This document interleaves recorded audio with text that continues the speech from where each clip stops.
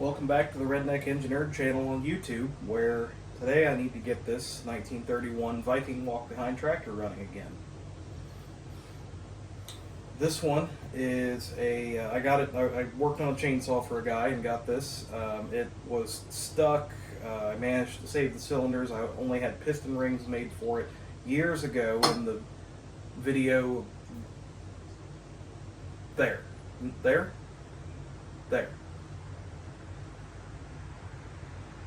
So I had it running, as you just, maybe you went and watched the video, maybe you didn't, I don't care. Now it's time to get it running again. I don't think it'll be as hard this time, but the interesting piece here is that I cracked both the cylinder heads. These cylinder heads use pipe thread spark plugs, and not only were the past ones kind of rusted in a little bit, but the new ones I might have over-torqued them a little bit trying to get compression up.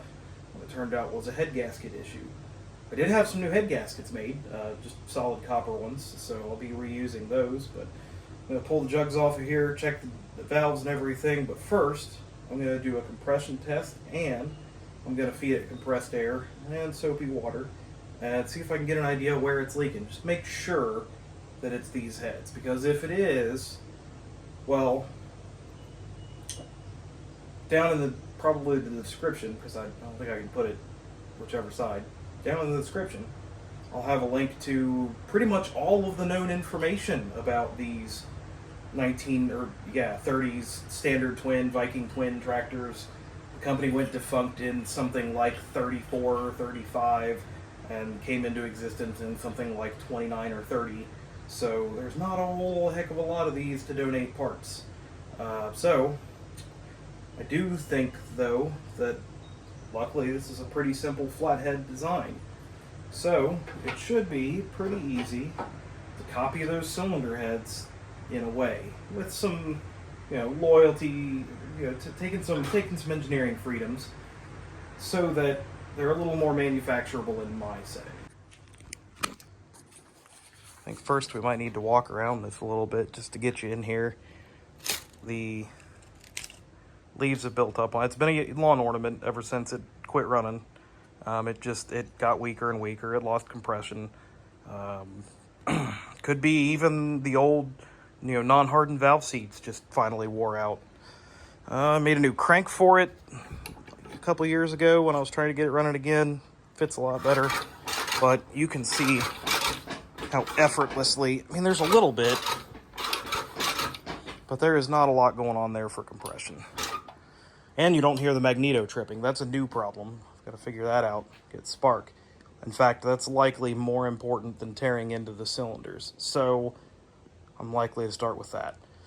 This carburetor was surprisingly good when I last had this running. I don't have any reason to suspect that it would need any more than cleaned out again. There has been oil with a wonderful odor of stale gas dripping out of it the entire time it's been pulled into the barn here. The clutch is stuck, the wheels are stuck. The wheels operate off of these ratchet doodads here, kind of neat. Instead of having a differential, it's just got one drive shaft and drives those silly ratchet pawls. And this is the clutch. You push that down and it pushes that little lever that acts on the throwout bearing. Then while it's pushed down, left and right to change gears. Crusty old toolbox with a bunch of crusty old stuff in it that most of it came with the tractor, and it's just lived in there ever since. I made the fuel tank. This is an old fire extinguisher. You can see my beautiful craptastic welds. Probably need to repaint that too. I'll have to think about whether the whole thing needs paint or not. But there she is. Let's get spark. That's got to be the most important thing. Okay, there, I got the impulse working just by scraping some foliage out of it. Just, the weight wasn't able to travel like it's supposed to. And I found this coil wire was off. This guy back here. So now, I'm sure these points are dirty as hell, but maybe they're not. So I'm gonna try it. I know better than to snap this with my fingers. I've been there before. But let's just see. Now that could be the other cylinder. Okay, that probably isn't the other cylinder. Yep. Oh.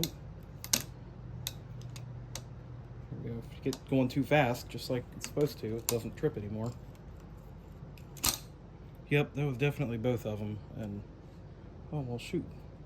Is that one on there good? Okay, that one's on there good. This one wasn't, but no spark. Yep, it's not like those points have grown a fuzz or anything. All right, points are clean. Let's try it again. Ooh, there we go. That's all she needed. And usually, I mean, props to Rudy's Rebuilt Mags. I think he's up there in Minnesota, if I remember right. He does primo service. I think I thought it was quite expensive while I was a broke college kid. I went for it anyway because what are you gonna do? You've got to have. I didn't explain why I've got to have this running, by the way. I'll get to that.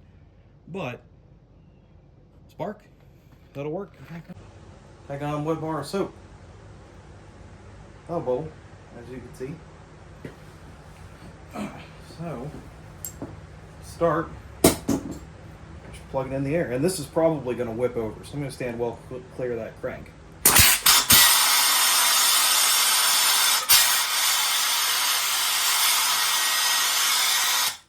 Oh yeah, I've got to get it at TDC compression and do that. Shit, that's going to be hard.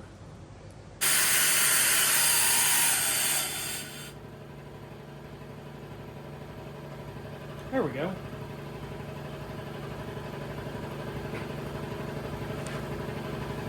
And then just apply.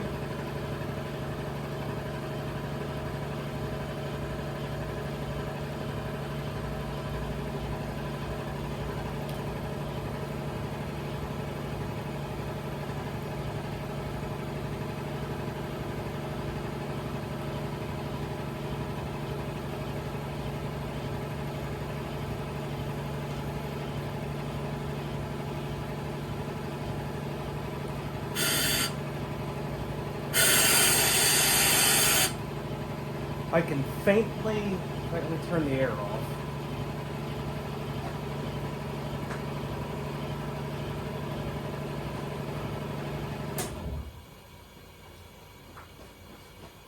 You hear that? That's crosstalk through the intake valve for both intake valves.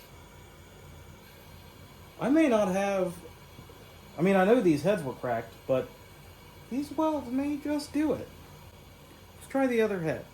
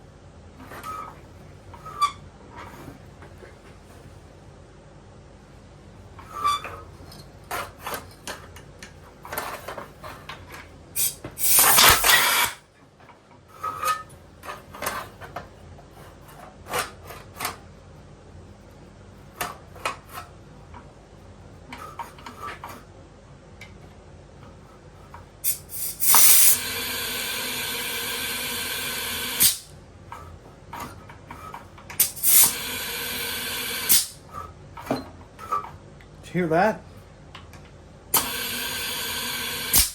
Rod knock. These are Babbitt bearings.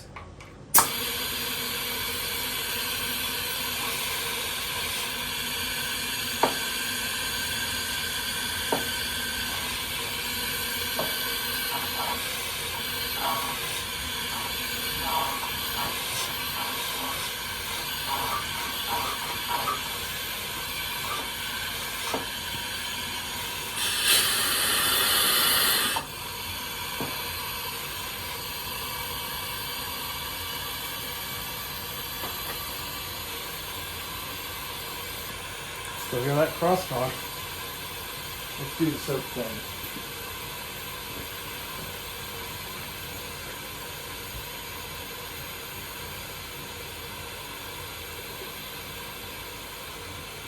I am not seeing...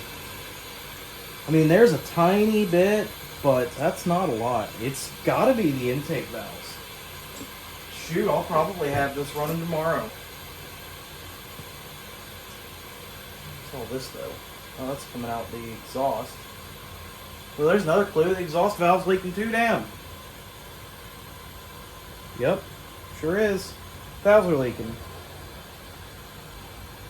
While that's not necessarily why it didn't have enough compression before, it's certainly a factor now.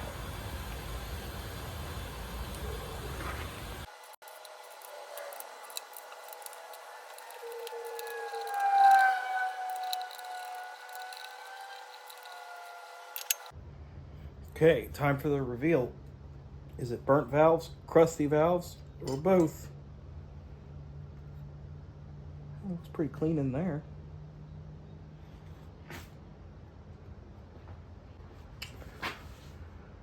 That one looks like a terrible grind job. Maybe I didn't have the valve grinder last time I worked on this. Yeah, that one looks kind of beat in too. Yeah, we'll know more when we get the actual jugs off, but I don't know, I could see why that wasn't sealing. Yeah, the front cylinder is worse than the back, but I mean, first of all, I'm not sure what the valve to guide clearance is supposed to be. That seems like a lot. It's still hard to tell. I don't know. The fact that I can move it kind of seems like a lot. But, I mean, this is 1931 manufacturing and tolerancing minus years of rust that you can see has happened. But what I'm looking at is that valve seat that I've certainly worked on, but I don't think I would have left that frosty patch. So I'm kind of thinking,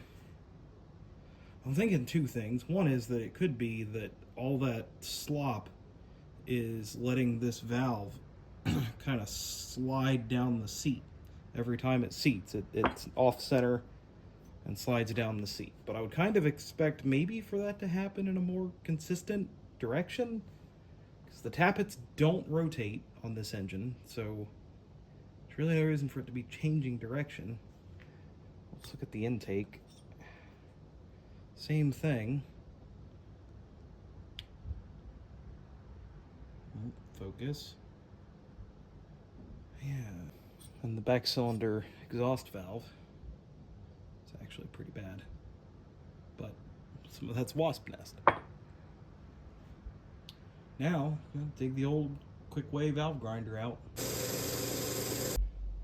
Now for the old high-speed steel valve seat cutter set. There's the set. There's the right one assembled. All that is just a tool steel cutter. And they will only work on things that are this old. Things that have no hardened seat inserts, which a lot of you guys that have been working on cars for a long time will even, it's probably unheard of for you that we never had hardened valve seats, not even this long ago, 31. But sure enough, it's it's not a universal thing. So, but you can use these on them. Okay, the float's stuck, so we're not going to worry about that. We're just going to start it. For real, first attempt.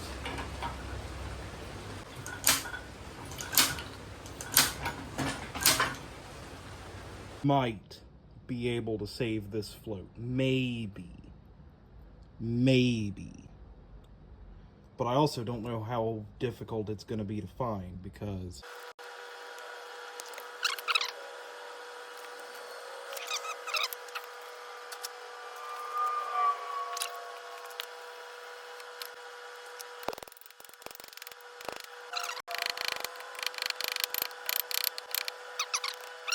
This is an old roll of the good actual lead solder. You can't get this stuff hardly anymore.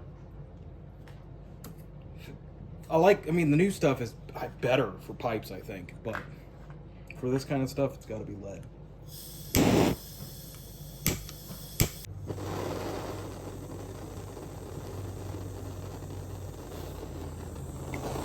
I'm going to go with a real soft flame here and kind of start by just working the whole thing up as best I can.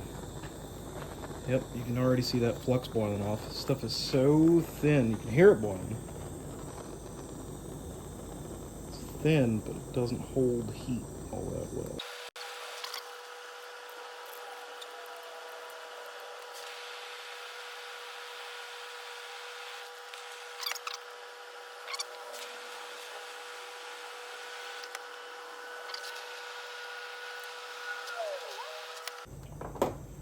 Kind of acting like we're not clean enough here.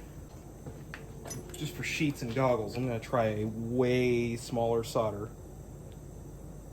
This is actually 6040 rosin core. This might work well. Might be the worst thing I can possibly use for this. Really just don't know. I'm also going to change flux when I try the red jelly.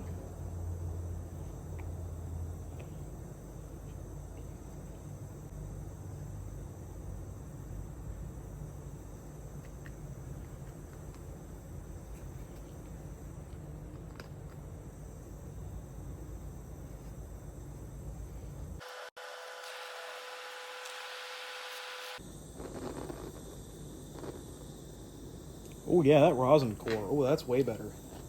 Oh hell yeah.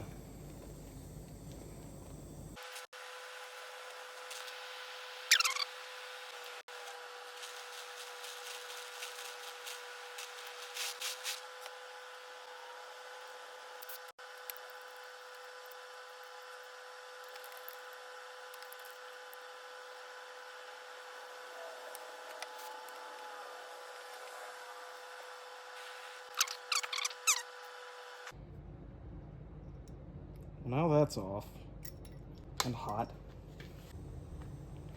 Okay, it seems like I'm learning, but I say that as I'm coming up to the big crack. I'm gonna have a lot to sand off of this thing too. Otherwise it'll be twice as heavy as it's supposed to be. I gotta make sure my solder is clean too. Seems to be kind of like welding, kind of TIG welding. Cleanliness is, well, I don't know.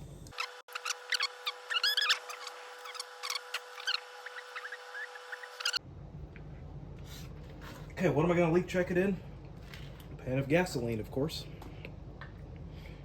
It feels, I think it might be substantially heavier than it was before.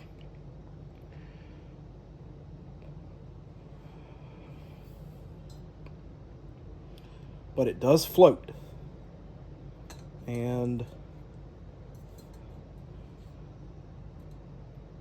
well, holy shit. I didn't see any bubbles.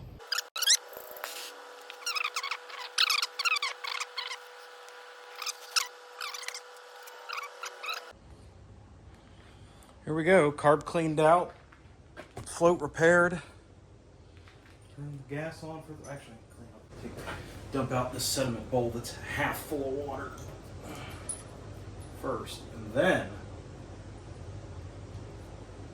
we turn the gas on for the first time with the cleaned out carburetor.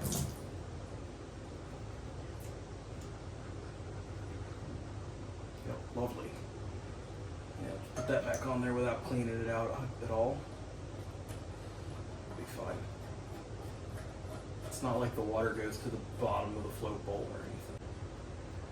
Yep, that is straight water.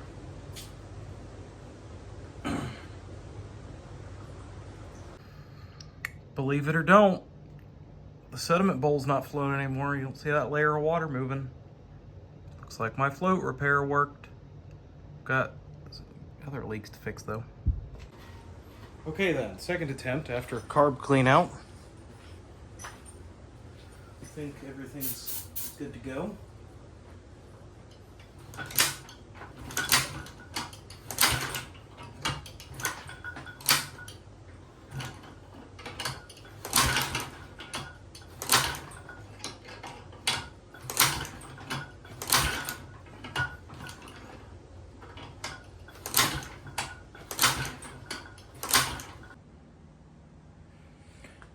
Righto, day attempt 3, because I found a plug that was missing in the carburetor that I think fell out, but maybe even last time I quit running. Might be why we quit running. But I found something that I can at least put in there to, I don't, it's not right, but it's better. I need to clean the sediment bowl out again, because the gas is managing to find more and more water in that gas tank. With that plugged up and, I don't know, half choked, let's start there. There, this ought to make it a little less frustrating, and I don't feel bad about using this drill because it's from about the same time as this tractor.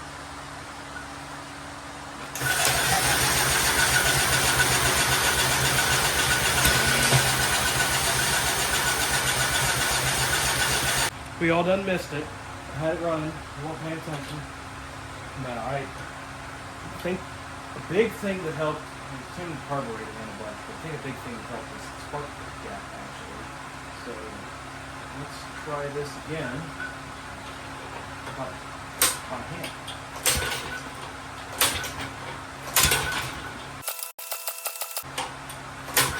Okay, give it an honest try.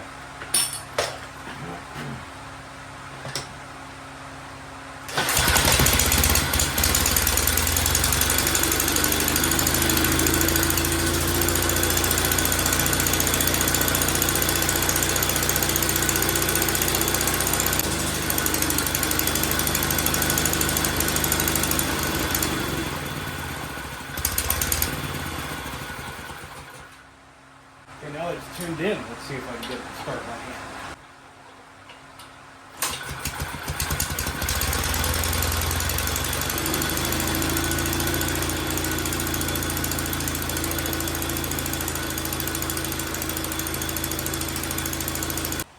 Now's probably as good a time as any to do a bunch of stuff, get stuff fixed up. Got a couple fuel leaks to fix, not the one I just made, but you know, float bowl leak. I think it's that banjo bolt going into the carburetor. I've still got sheet metal to make, a pressure washing to do, maybe even a sulky to build, and then it'll be ready. But I think I'm gonna call this. Yep, I think. Oh, I've got it now that it runs. I'm gonna replace that magneto cap I just broke too. But yeah, other than that, I think it's about ready. Well, I mean, it's worth putting time into. But I think I'll call it a video here for this one.